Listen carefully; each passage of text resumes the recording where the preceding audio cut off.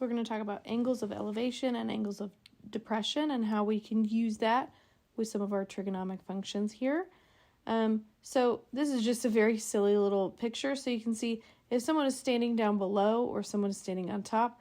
So if you're standing on top and you're looking down, then from your eye level, you're looking at an angle of depression because you're looking downward.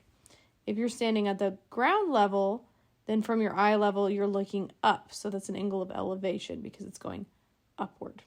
Okay, so it's just kind of that very similar, kind of simple idea. Are you looking down? Or are you looking up?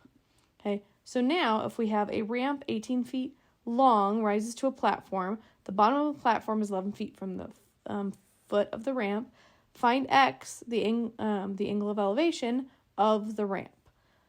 Round your answer to the nearest tenth of a degree. So here we have the platform and we have the ground. So the ground, since I'm going up from the ground with this ramp, this is a pretty steep darn ramp, but I'm going up, this is an angle of elevation. Okay, so if I was to go across here and go to the angle of depression, the angle of depression and the angle of elevation will actually be the same because the ground and the platform are parallel. So just keep that in mind. Usually it doesn't matter which one they give you. You can kind of, if they gave you the angle of depression here, then you could apply it to the angle of elevation. So we're going to find this angle here using the length of the ground in between here and the length of the platform. So we want to determine what trigonomic functions we're going to use. So we're going to look at the hypotenuse here because that's across from the 90. And then this is the adjacent side because this is the opposite side from the angle we're looking at. So we have hypotenuse and opposite. This must be the adjacent side. And remember, the adjacent and the hypotenuse are the sides that make the angle, okay, that we're looking at. So we have hypotenuse and adjacent, so we're going to use cosine. So we have cosine equals adjacent divided by hypotenuse. And if you remember, I know I went over this quite a few times in other videos, the SOHCAHTOA, that's a silly way of helping us remember because SO is SOH, so sine is opposite over hypotenuse. Which is cosine, is adjacent over hypotenuse, CAH.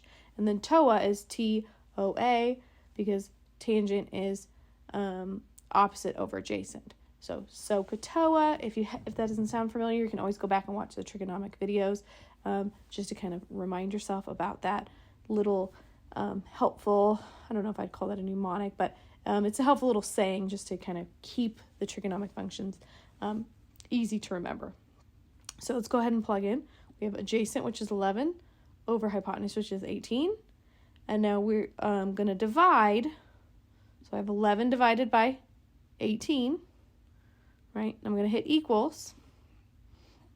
And I get this very long decimal. I do want to hit the second button because now, since I need to find the angle, I need the inverse functions for sine, cosine, and tangent. So you can see that coming up here. And now I want to click cosine, okay? So when I click the inverse of cosine, I get the angle here. And it wants me to round to the nearest tenth of a degree, so it's going to be 52.3 degrees. So that is how you use the angle of elevation or the angle of depression with trigonometry to find a missing angle. I hope that helped, and I will see you in the next video.